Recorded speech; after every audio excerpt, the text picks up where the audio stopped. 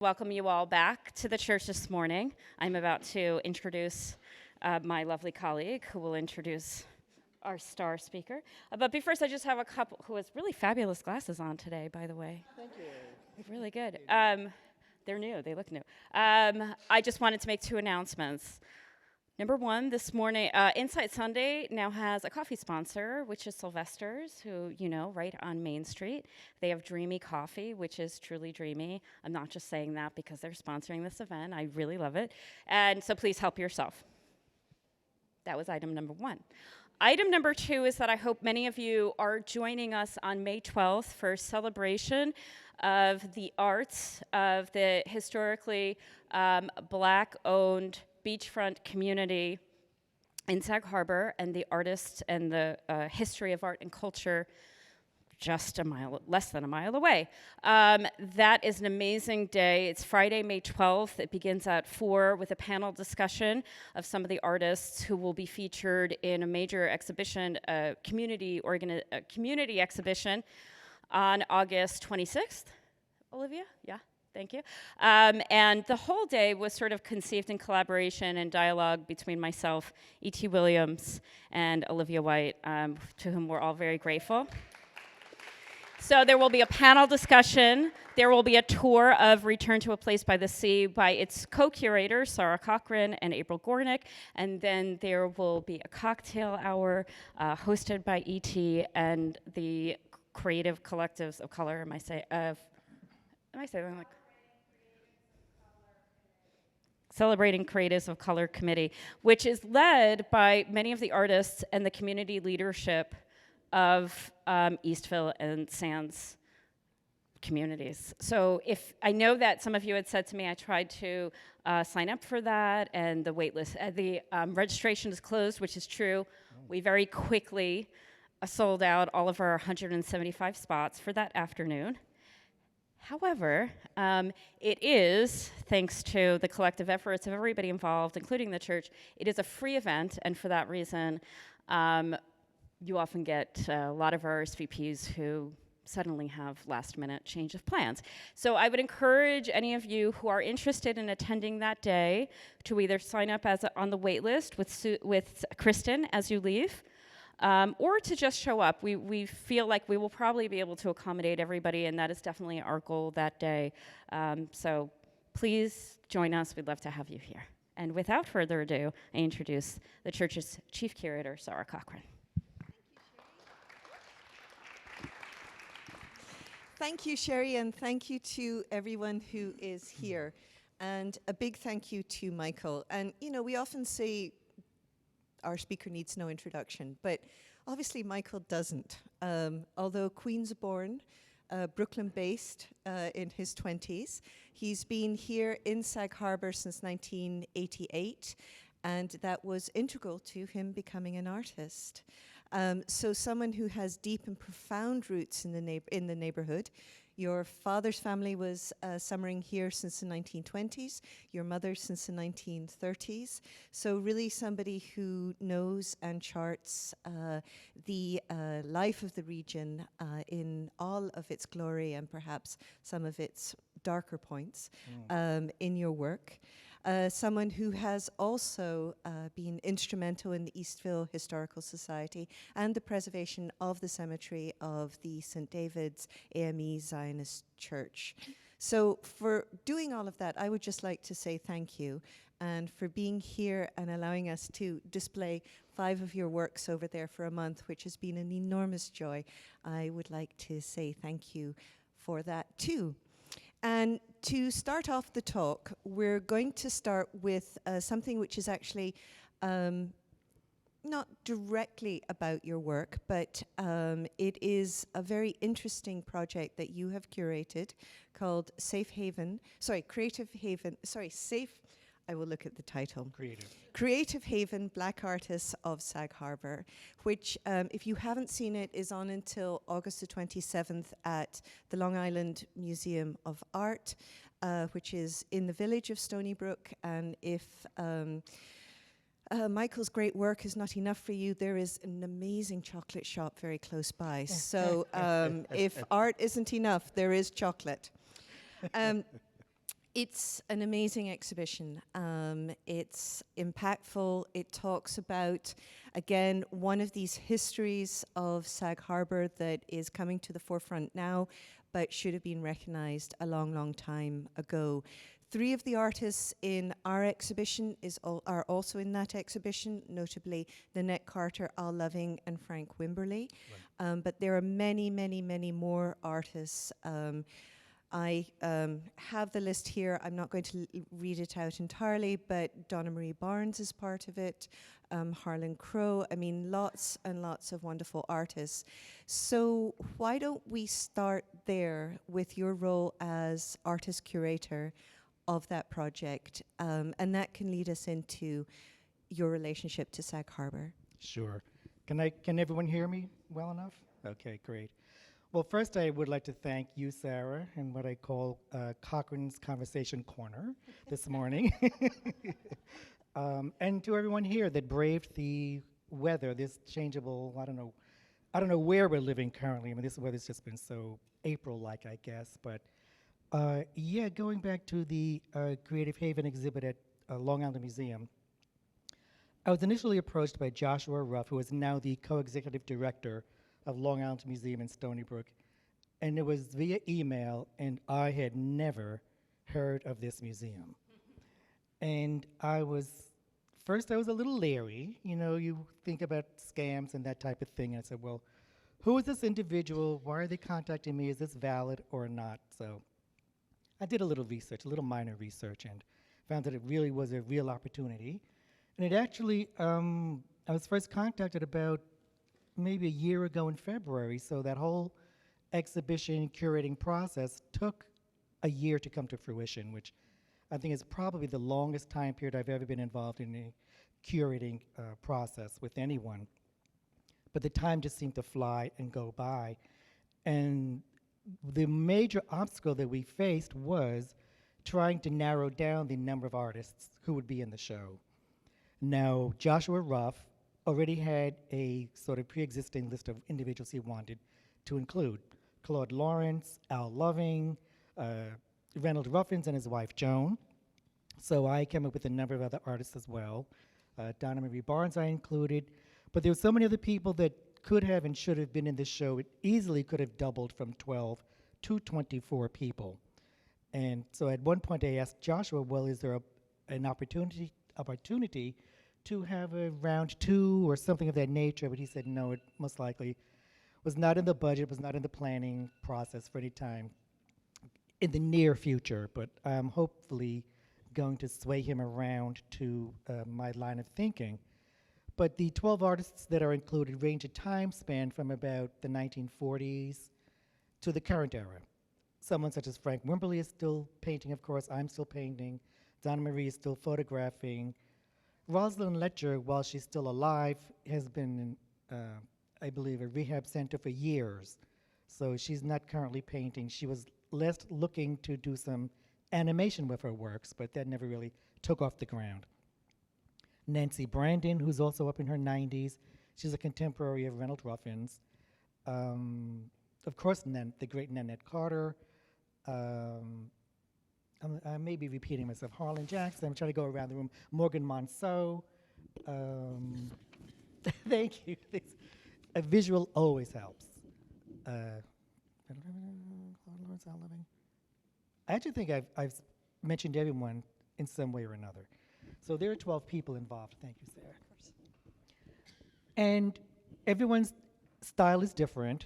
We have realism, narrative folk art, abstract works, collage, photography.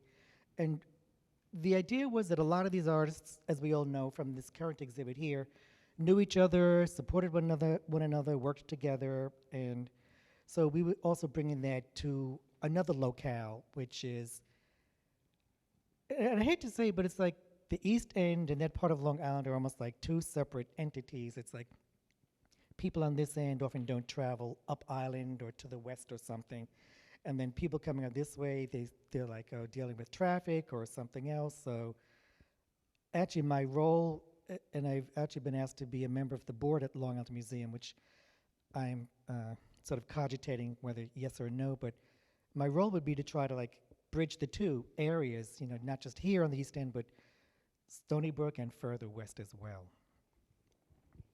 So you've mentioned friendship, mentorship, kinship. Obviously, your formal university education was in public policy, and you went on to work with housing and development. And you have said, and I found this really interesting, that you have always been a creative person, but that it was really coming to Sag Harbor that turned you into an artist. So can you talk a little bit about that transition, both in your life, but also in your own mind? Yeah, Sag Harbor has been very good to me. When I was working for the city of New York as a mortgage analyst, I always had scrap paper or something on the margins of the paper. I was always doodling or sketching something. And as a mortgage analyst, numbers and I do not really get along. I mean, so to me, it was very abstract. I mean, I was horrible in chemistry, so mortgage analysis was just another whole other process. But as a child, when I was in high school and I was deciding to my future shape of my career, I asked my parents, well, do you think it's possible to make a career as an artist? And my father had a distant cousin who had been an artist, Ella D. Spencer, and I've seen her name in a couple of books, but they discouraged me. They said, no, it's not a thing that you can really make a living at. It's something, you need to get something much more practical. So I thought I would be a lawyer, so I went to City University of New York. I got my BA in political science and my master's in public administration because people said, well, if you want to be a lawyer, getting an MPA is much easier to get into law school. But by the time I was done and I got my master's when I was 22 years old in 1978, I was sick of school. I said, I don't want another term paper, another report, no more books, hauling all this stuff around. So I said, I'm just going to go on and start to live my life. And at that time, I was living in Brooklyn, in Fort Greene, and I was also renovating a house. And I lived in Brooklyn for about 10 years. And around 1980, I sold my house, which enabled me to buy a half-acre lot in Hillcrest Terrace, the last development in Sag Harbor, on the very edge of the village. So behind me was about 50 acres of woods. The Water Authority property was on the other side of me. So it was very peaceful and quiet. So I had a small room that I designated as my studio, but when I moved here, I said, I'm moving to Sag Harbor to be an artist. Oh, I have to backtrack a little bit. So when I sold the brownstone, bought the property here, I then bought a small co-op in Clinton Hill, Brooklyn, and then when I sold that, then I moved here and built a home. So then, as I said, I put the studio in the house, and I began to really start to create there. Now, earlier in my career, I was working in ceramics, pastels, and some ink and pencil drawings, but only the ink and pencil drawings could really give me the definition that I really liked in my work. Pastels I can do, but the method, what processes in my brain, how I perceive that medium is something totally different from oil and pastel. I moved into oils at this point, but they took too long to dry. I really like to move things along rather rapidly. And so I settled on acrylics, which has been my love since, gosh, I guess about the late 80s, early 90s. So it's probably a good 40-year time span, and I can achieve the definition that I really like. And even though I had exhibited in the city, in Brooklyn and Manhattan, it wasn't until I moved here that I was really getting into exhibitions. I joined a couple of arts groups, Southampton Artists, Artists Alliance of the East End or East Hampton, I forget which it is now. But I actually find artist groups to be a little, I don't know. How shall I say this? Political, competitive, needy, and it wasn't for me. So I decided to pretty much strike out on my own, and luckily I found a number of like-minded individuals. Linda Capello, Mary E.B. Diamond, again, Rosalind Letcher, my brother, and we sort of formed a group, called ourselves the Onyx Group, which some of you may remember. We used to exhibit mainly at Art House Odeon, which is around where it's either where the barbershop is or the Chabad, somewhere in that area over there, and had several shows there. And my work at that time, I defined my work as narrative folk art or intuitive. There's a recent article where I was interviewed in Newsday, and I specifically told the interviewer, I do not use the term naive, I do not use the term primitive for my works, the narrative folk art, and I see my friend Gwen looking at me because they're also magical realism. And this is how I define my work. I am self-taught, even though I did take some minor courses at Jamaica Art Center. I took one course at Pratt, but in terms of having like an MFA or having gone to one of the reputable art schools, I do not have that background. A lot of technique I've had to pick up on my own or listening to other people speak. I used to model for life drawing art classes for years. And when I was in those classes, I would listen to what the professor was saying to the students. And just hearing them mention like shading and different perspectives, I would listen and internalize this. But one of the worst things I think that I experienced was not myself directly, but hearing teachers kind of trying to drum into students' heads, you have to do it this way. You know, this is the only way you can do that. And I'm like, you're really basically kind of cramping their creative process, and I thought it was terrible.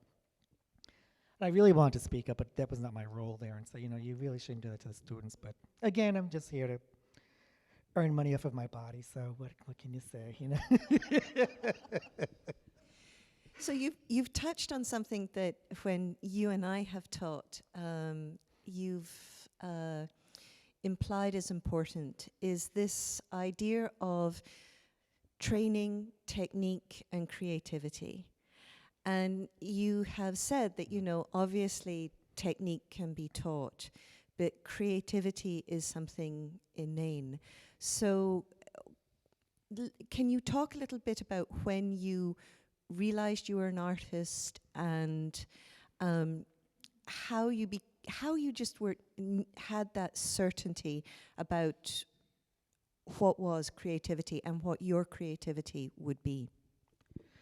Well, I often think of what Diana Vreeland said once, that style isn't anyone that has it. I feel the same about creativity.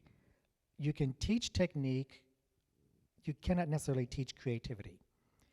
And I think we've all been to shows and exhibits where you will see something that may be technically perfect, but somehow it doesn't relate to you, it doesn't resonate somehow deep within. Of course, art is all subjective. You know, we all see something. I like to listen to people describe my works. They will sometimes see things that I never thought were in the paintings, and they're often very valid. But I think, and I'm thinking also of children's artwork, which is so often very free and unfettered. And because they don't have those restrictions placed upon them, that it's got to be done this way. I was speaking to someone, and I hear this from a lot of people. Well, I can't draw a straight line. I said, well, maybe the line is not supposed to be straight. You've got to go along with whatever you're feeling at the time, whatever your process is. Very often my paintings, I may have a whole concrete idea in my head of what the painting is supposed to look like. And by the time I'm done, it may be completely different. Even if I start up with a sketch, it may look very different from what I originally conceived it to be. Now, in terms of my self-identification as an artist, as I said, I moved out here and called myself an artist, but after 6 months, I finally realized I needed a real job. So most of my career has been in the field of human services, senior citizens, children, the homeless, developmentally disabled people, providing them with goods and services, that type of thing. So that type of, I think, humanity, and I saw myself described as a humanitarian recently, and I said, well, I don't know where that came from, except that I have a strong empathy for people. But even though I was painting over these decades and calling myself an artist, I never really accepted that within myself for some reason. And finally one day said, well, you know, and other people always had definitions for myself. Well, you're a documentarian, you're a historian, or something of that nature, which are all valid, but in terms of actual artistic, being artist, it was just a realization one day, Sarah, that came to me and said, you know, you are an artist. You know, you're not playing at it. You didn't just luck up onto this somehow or other. This is who you are innately. And I was speaking with a friend the other day, and they said, you know, it's your identity. It's not just something like another job title that you may go to for 8 hours a day, and it's something that you do to earn money or whatever. My paintings, I do not necessarily create. In fact, I don't create them for sale. I create them based upon what I want to project, whatever's rolling around in my head at the time, whatever stories I've heard. As we know, as a lot of you know, my works are often inspired by religion, mythology, stories I've heard, dreams, and more recently, the current history of the area. So when I was working at the Sag Harbor Whaling Museum as the manager, a lot of my paintings are self-referential to whaling or that culture or whales, as you'll see in blue and baleen in blue, which is in the middle, the second panel over there, because I just naturally sort of gravitated to fish, the undersea life, that undersea world, which is kind of hidden again. It's mysterious. It can be dark and threatening sometimes. But again, it's a whole world unto itself, so it's sort of magical. Again, the magical realism that we can see. And I do mermaids, mermen, merchildren, all sorts of sea life. And I also do above the sea, as some of you have seen. I do a ships at sea in a storm, or survivors at sea. And this is another one. Often they're based on family stories as well. That series is based on a family story which took place in the bay here in Sag Harbor. My mother's family originally came here by boat, about a 40-foot cabin cruiser, and they would stay on the boat before they bought the property here in Sag Harbor. So one night, as they were on the boat, a rough storm came up, and they were all really wondering if they were going to survive. And so a lot of the people in this family story were women, like two aunts, both of them named Mary, one my mother's sister, the other my grandmother's sister. They were like, well, how many of us can you save at one time? And it's like, because if we get swamped over, we may not all make it, but luckily, thank God, they all did. So otherwise I might not be here. But yeah, so those are some of the references in my works and how I identify as an artist, because again, I like to hear what other people say about me, about my work, but I think it's really my own self, my own process, my own belief system that really inform me in my work. And I think there's a really wonderful balance in your work that is about the personal and perhaps more universal. I think there's an enormous amount of art history in your work. I mean, the painting that you just pointed out, baleen, I mean, that kind of frieze at the bottom of the waves seems very Greek, and the little dolphins also seem taken from antiquity. How conscious, how interested were you and are you about including these kind of art historical details? Very much so. Those are Greek Cretan types of themes, especially the dolphins.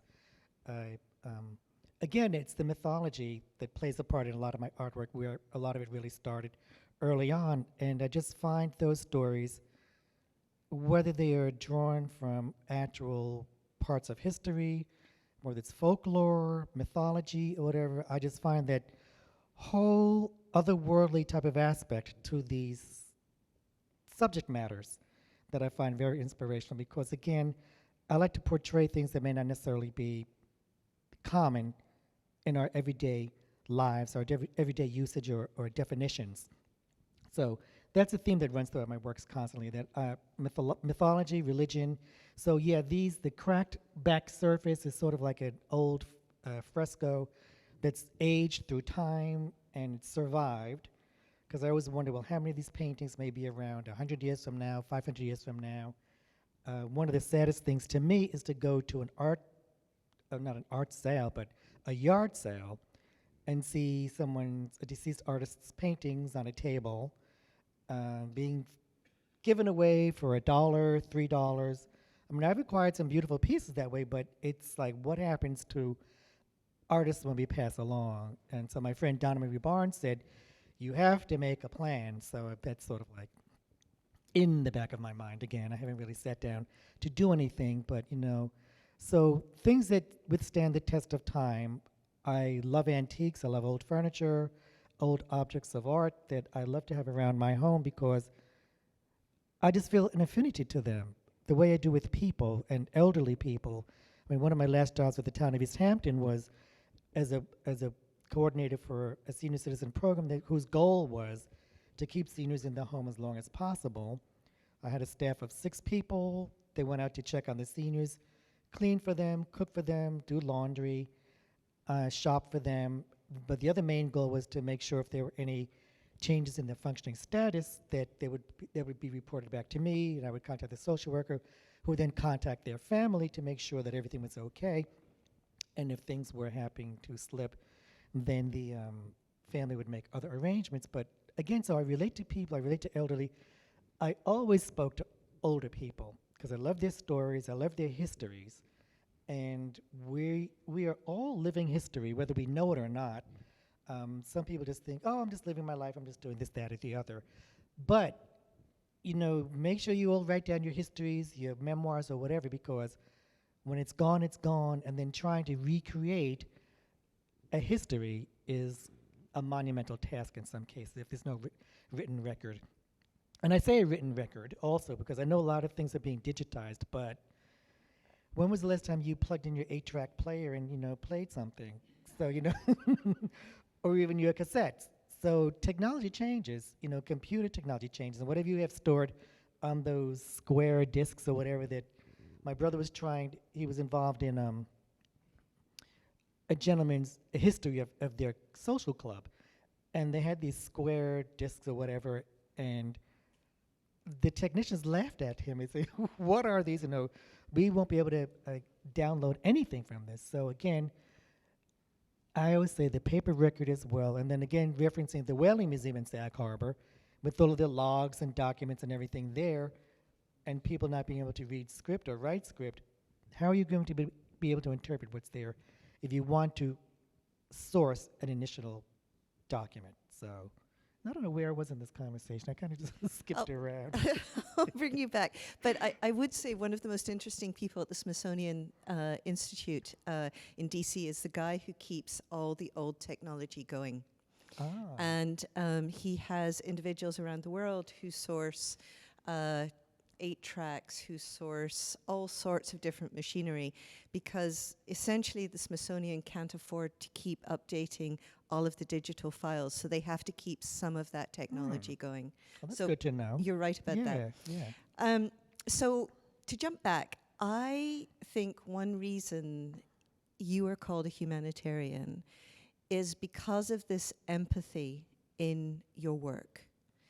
Your work is about histories that have not been spoken or histories that have been partially forgotten. There's almost an archivist or archaeological point to your work where you think and look at what is past and try to bring it back. That's obviously something which is involved in your own thinking about your family, but also about the broader history of this region. That's very true, Sarah. Again, as more history and stories are coming to light, I feel it's highly important, especially when there is no real physical image. And I relate to people's faces, their clothing that they wear. I like to portray them as they might have been, as they could have been, or as who they actually were. Sometimes there is an actual description of people, and I was just saying this to one of my many friends out here, that I had just working on a series of what would have been called runaway slaves, but we prefer to think of them as self-emancipators, self-liberators, because these individuals were not children who didn't like what they had for lunch or didn't like the TV program they were forced to watch and then picked up a little sack and ran off. No, these were people who actually knew their worth as human beings, as individuals, as creatives, whatever their skill sets might have been, whether they were carpenters, whether they were ostlers or farmers. They knew they had worth in and of themselves. So they took it upon themselves to pick up and leave and try and find a better living circumstance for themselves. So hearing these stories through Sylvester Manor, and I was having an interesting conversation last week with Eric Fischel about another family here in either Bridgehampton or Mecox or Wainscott somewhere. And again, using my imagination, my skills in trying to actually bring this person into a physical presence and making them live and breathe, because again, we're all history. And I also think it's one of the saddest things. I do a lot of genealogical research in my family. So I've gone back to maybe as early as the 1700s, mid-1700s. But it's really hard to kind of know who these people were except as part of a historical record. And it's sad to think that they would have been forgotten. Their names would have been forgotten, their careers, what they did, how many children they had, siblings, and just lost. I mean, all of you here, do you want to be lost at some point in time? I mean, no, I think that's why a lot of us create, so that there'll be some sort of living remembrance of ourselves. People will know, yes, they were here, they photographed, they painted, they sang, they danced, or whatever. And so my goal recently now, more recently, is to try and again get these stories together, working with David Rattray, Donna Marie Barnes, and that whole Sylvester Manor Forgetting to Remember group, and the Plain Sight Project and others, because these stories are now being uncovered. The North Fork, again up in the Setauket area where a lot of my ancestry comes from, or Oyster Bay.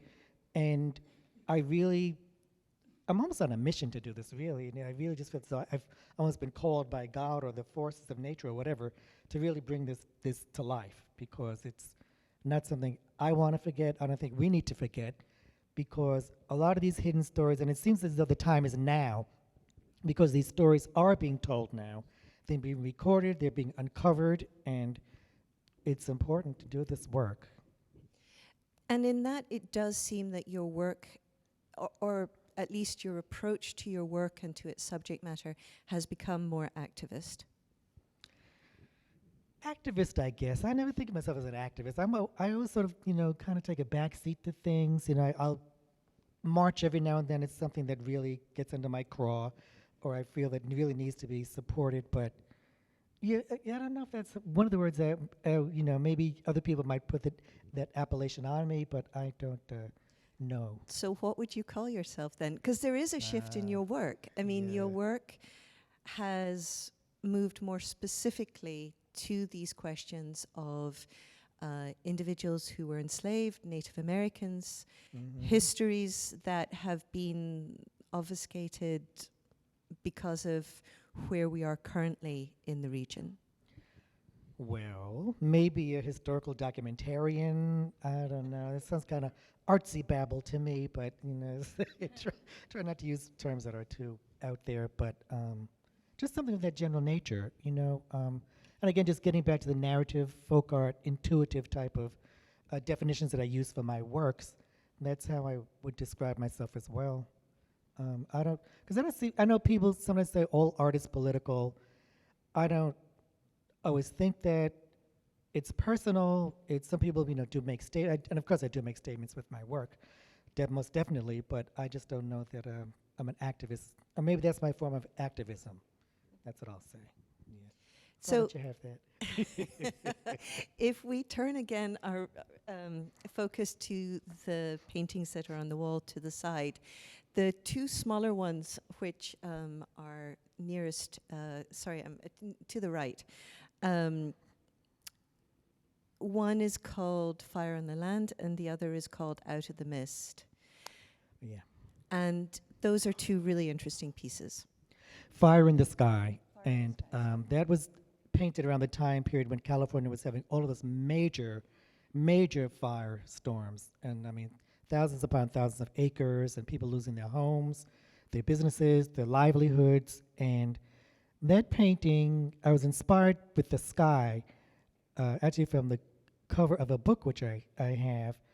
But you'll see bits and pieces of the flame coming up through the sky, the gray, the black. And there's a dancer in a very seared, dry, almost desert type of a landscape, which is sort of, you can feel this impending doom or danger coming towards her. But she herself is sort of patterned after the Native American, indigenous shoal dancers, the shingle dancers, because if you look closely at her shawl, They're sort of bits and pieces of fabric, whatever. And so she's just there dancing in the storm, basically.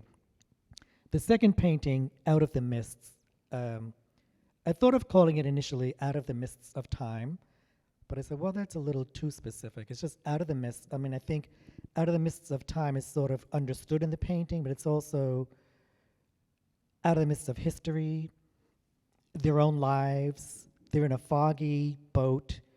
And I think that painting was sort of inspired by some of the works of William Sidney Mount, who's in a number of different paintings of women of color in boats. Of course, his are much more graphic with a lot of detail. But this one I want to keep very simple because I wanted the two women and the stark background to be the main foci of the painting itself. I have a little show and tell. Now, some people have called me a miniaturist, and I have two very small paintings. Richard Doctorow at the Whaling Museum always said, you need to do a postage stamp, so I've done some paintings this small, which again, I don't know how many of you can really see this, but it's a woman in a storm. She's actually throwing sort of like stardust into the, you can pass this one around if you'd like. And then there's another one here, which is,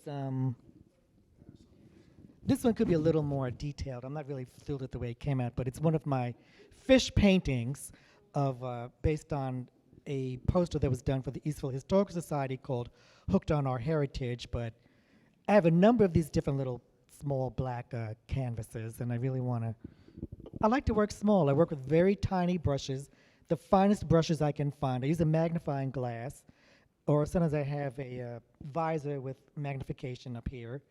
But I've been procrastinating, but I have to get one of these standing magnifiers that'll just be above my desk, my table. So I do want to open it up for questions, Oh, but please before do. we do, Yeah.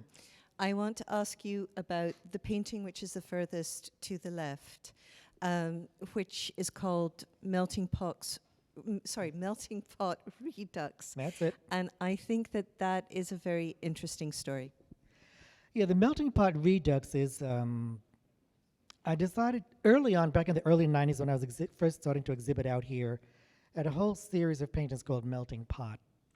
And very similar to that, these hills with then these faces of individuals sort of peering out from between them. And they, again, as African American people on this continent, we have such a varied ethnic, genealogical background, and we range in complexion from honey blonde, peaches and cream, blonde hair, blue eyes, to what I would call crystal black, which is a very, very rich, dark complexion. And so, having been on this continent, we've been either raped or coerced into having various sexual liaisons with people, or and some of them are, of course, as legitimate as they could be given the time period in which they occurred. Of course, miscegenation was illegal in much of the South until Loving v. Virginia. So, a lot of us have mixed ancestries as people of color. So I have relatives that consider themselves Caribbean, Native American, Hispanic. And I came upon my father's information at the beginning of World War II. He called himself Indian, but having done my DNA, I cannot find a drop of Indian ancestry in me.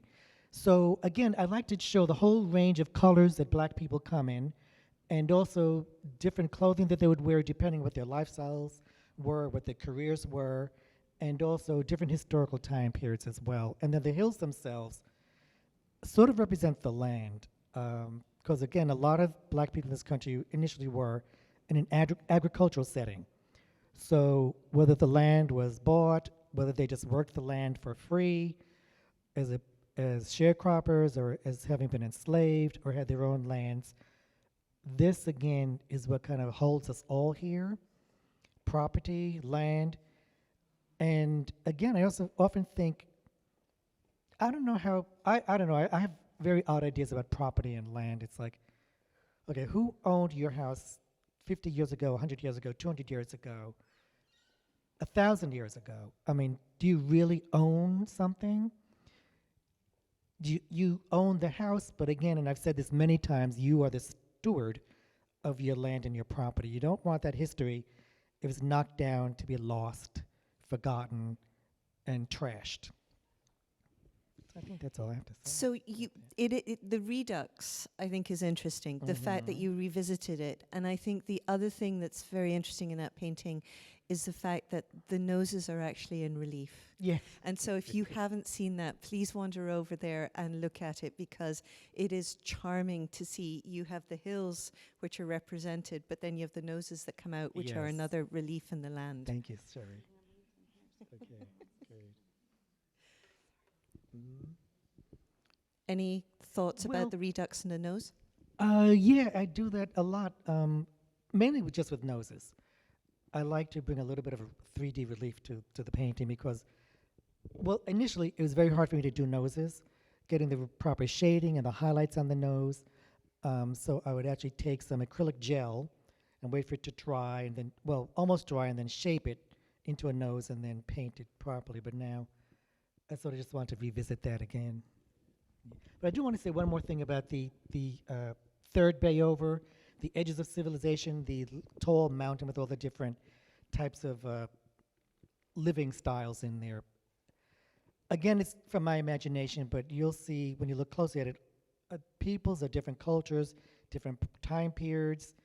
And again, it could be Atlantis, maybe it's a future civilization or something that we know from a mythological story. And it starts down at the bottom and again up with a very, very almost Stone Age or hunter-gatherer type of society, culture, and then it moves higher up into the very top, which is sort of cloud-shrouded, of a much more technologically advanced, much more architecturally sophisticated type of a society as well. So those are a lot of my main themes and series that I do. And again, it's So been now great. questions. Sherry has the microphone. Please wait for it. I got a pretty loud voice. I don't know if I need it, but do you find in your current work, are you leaning more towards doom and gloom, or do you feel like you need to do some happy-go-lucky stuff? Or That's a good question. I think the doom and gloom is always in the background. I think that kind of helps to inform the painting. But I try to bring not a sense of levity or lightness to it, but I guess a sense of purpose and seriousness to it. You know, maybe a sense of hope, maybe in the choice of colors they have on, maybe a bright ochre color or a light blue or something that's a little more, rather than being dressed all in black or something like that, or dark blues or browns or something, just something that will help bring some levity, you know. And I like the way, you know, as you can see, I'm in love with color, so I just like to have the interplay across the canvas that way. Thank you. I love your work. I always have. There's a simplicity. I don't see gloom and doom there. I see you tell stories. I love your miniatures. I love your skill and your honest simplicity. You just put it out there. And your heart, your heart is right out there. And so I don't think that we need to categorize you or say, you are a this or you are a that. You are unique. And that is the beauty of you. And we don't have to put you in a labeled box. You don't fit in one. And I just want to thank you because you bring such joy and pleasure and interest. Those little buildings, those miniature I say, the man's an architect. So I think you're an amazing artist, and thank you, Michael. Thank you. Oh my God. Ruby, You have one too? Ruby, you are going to make me cry. Thank you so much. I love you so much. Oh gosh.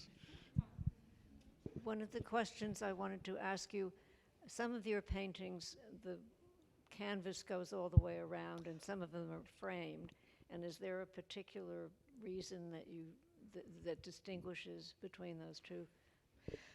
No, that's interesting. That's something I started to do some years ago because I felt as though often what I wanted to say in the painting was not complete once I got to the edge of the painting.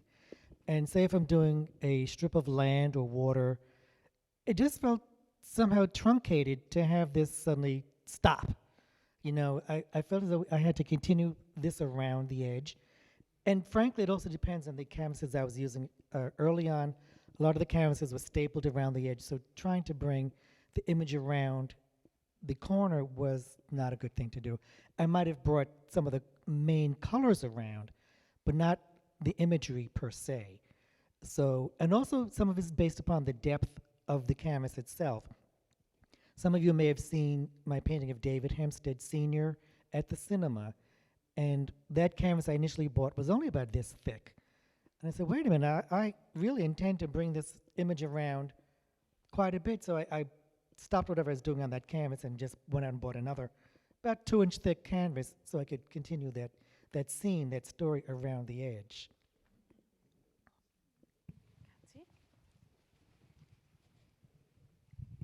Michael, yes, your paintings are just in their intimate, small scale. They're so grand. Oh. They are so like they just jump out to you with so much content and meaning. I really appreciate that, and particularly the two on the right. I mean, as far as the composition, I mean, to me they emanate a lot. I mean, they're very reminiscent of, Indian tantric art. You alluded to India. And I have books like the one with these kind of circular motions. Yes. They're often, I think they reflect the idea of it being like, this spaciousness, consciousness space, that is bigger than our human limited perceptions. And to me, that's what these paintings, the same to the other one, that shows all of these layers of meaning and these layers of life. You see those a lot, these kind of structures in sacred paintings, so, you allude to the fact that of these things, but I think that you have this inner intuitive capacity to capturing all of these senses of reality. So to me, they're very spiritual. Thank you, Katia. And this is what I love to hear, what other people see in my paintings as well, because I sometimes feel that I'm just a vehicle sometimes. I can get lost at night for hours and hours painting, and then look at it the next day and say, wow, how did I accomplish that? Or I don't remember even doing this sometimes. And, maybe it's my religious upbringing, but I tend to think of myself more as a spiritual being, that I think a lot of these things just come through. I mean, again, I was talking about unfettered processes and things being natural, not forced. It's good to have, skills and techniques, because I've had to do a lot of catching up being a self-taught artist. But again, I think whatever is coming through and however that process shapes it, takes form, is what really is the true you. And again, I don't necessarily paint to sell or that other people are going to like it necessarily. I just do what feels real for me. Thanks, Kati. Do we have any other questions? Great. I also have a question. The small miniatures that you shared with us, are those intended to be autonomous works, or are they sketches or preparation or studies? They're autonomous works. Now, I've thought of, my one dilemma was in how to display them. It's going to be very difficult. I could maybe find some small D rings to put on the back, but someone else said put them in a shadow box. But the thing is, if I put them on another surface or with something around them, to me they'll lose the uniqueness of this scale. So I don't know what I'm going to do yet. Thanks, Mr. Dawson. Little easel, right. Jean held. Okay, Michael. Yes. I've always thought of you as inscrutable, let's say until today. So, and I've always respected your inscrutability, all right? But today you're letting out a little. So I'm just going to give one example of something that's not on the wall there, but that I saw recently, and I stood in front of it for a really long time, and I said, oh, what is he thinking of now? And it was at the Bridgehampton exhibit, and you have a house above and the underground or the underworld below. Can you tell me what was going on in your mind? That is Descent. That is the one where the gentleman is going down to hell. Is that the one? Descent? Yes, there's a lot of orange in it, and maybe it's too close. That storyline is a gentleman who is in the process of passing away. He's in his bed, and there's an angel up in the corner with a scroll looking for his name in the book of life, and he's not finding it. And also, in another part of the bedroom is this gentleman who's passing away, a relative, it's a nephew, a son, or somebody, rifling through the drawers, looking for the checks or the whatever he can, jewelry or something of that nature. Now, this gentleman is then descending down a staircase into hell. There are little demons and devils that have pitchforks. They're going after him with the pitchfork. And finally, at the very end, he's in the lake of fire. And it just kind of portrays, again, it's religious imagery. You know, I went to Catholic school for too many years, 10 to be exact. And it just comes with that imagery. And I think it was also a catharsis in a sense that evildoers need to be punished, not that I necessarily believe in a hell per se as we've been taught. But again, it's that imagery. It's that, you know, it's a common thing that we can all relate to. We've all been told about hell or Hades or whatever else it's called. So, I don't know. Did that answer the question about that painting? Descent? That's a great answer. Do we have any other questions? April? Yes, April. You know, I'm a giant big fan of yours. I just Yes. love your work so much. And no matter how inscrutable, how much you've dented your inscrutability by talking about your work today, I don't think that it has. So I just wanted to say that. But I just wanted to also thank you for making such poignant work. There's a whole thing that I've grappled with in terms of scale in my own work, in my own studio. And you've arrived at this amazing ability to make tiny, complete worlds in your work. Like each work has this extraordinary, usually something very poignant. I mean, they oftentimes really strike me, but you also have them festooned with this kind of joyful, playful humor that repeatedly will like relieve a person's at sea and they're lost in a boat, but there's something, they just look so damn brave, you know they're going to be okay. Yes. So how you manage to transmit that, and of course it's in a way they're sort of preposterously vulnerable, but they don't seem entirely that way. They seem strong at the same time. Do you think about that stuff when you're working, or is that one of those things that you're sort of channeling unbeknownst to you, and then look at it the next morning and go, where did that come from, as you described it? I think it's maybe a combination of the two. But I want to go back to what both you and Jean said about being inscrutable. Yeah, I'm a very private person. You know, I'll just leave it at that. You know, very often, very often people have said, "I'd love to live in your head," but it's like you may not know what you find up in there. You may not, it may not be a happy place to be. But you might run out screaming. But anyway, but it's both. You know, sometimes I feel as though it's being channeled, but I think it's also speaking to my own vulnerabilities. And like you just said, but you know they're going to be okay. They're going to be safe. That's also part of what I believe. We all have a safe harbor somewhere. We try to find one or create one somehow so that, you know, whatever life throws at us, we always have a certain core something that we can fall back onto. That's, I like to bring joy to my paintings. I don't really paint death scenes or that, although I may do a funeral. I think I'm going to do a funeral. But yeah. It'll be a joyous funeral, but celebration, yes. Are there further questions? Star? I just think of you up at night painting. Is it in silence, or do you listen to music? Is it a comfort zone that you create for yourself when you work? It's usually in silence. I do not listen to music. Sometimes the TV may be on, but it's in another room, so I'm not really focusing on what's going on there. But usually it's in silence. and I can stay up to very late hours. But also, I will sometimes have these long dry periods where I do not pick up a brush.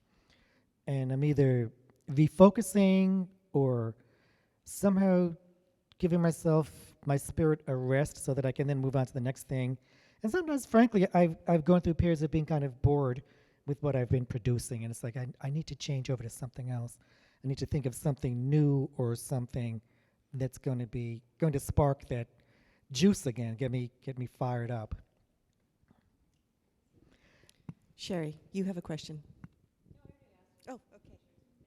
Well, I would just love to thank you for coming and sharing part of your Sunday, rainy Sunday with us. And Michael, thank you for the opportunity to have your work, and thank you for today. This was extraordinary. You're welcome.